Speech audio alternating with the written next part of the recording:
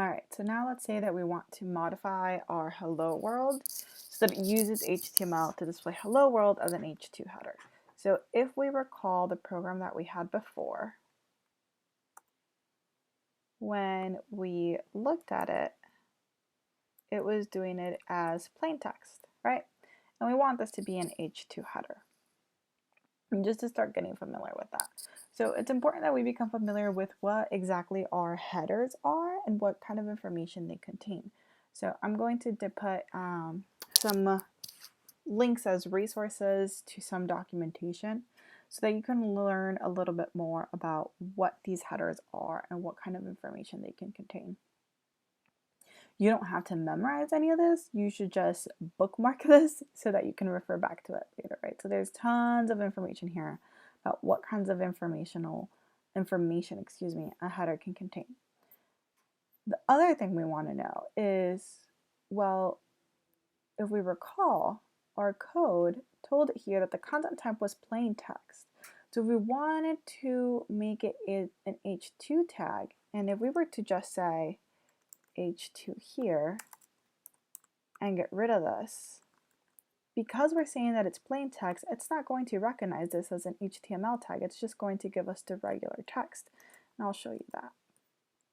Now if we go and refresh this back, you see that these are just read as regular text and not H2 files. So what we have to go is we have to look at what these content types are. And these are common MIME types that we can send an application or a server, excuse me. So text plain is the default. But let's say we want to do HTML. So we see that there's a bunch of different extensions here. And we see that we have HTML, and to send an HTML document or to tell it that the encoding is HTML type, we do text/HTML. So let's see and try that. Notice that it is lowercase. So let's go ahead and kill our server and start it back up. Let's refresh this and boom, there you go. You have got your H2 tag. You could even inspect element to see that it is indeed an H2 tag, but you could see just by the way that the font changes.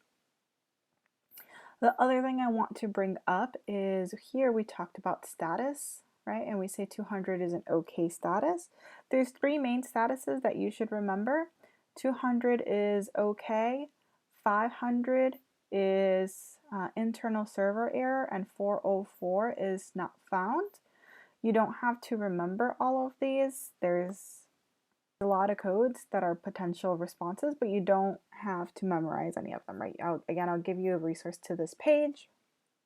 The ones that you care about are, like I said, 200, which is saying that it was okay. 404, which is not found. And then 500, which is internal server error. And we'll get into these in just a little bit.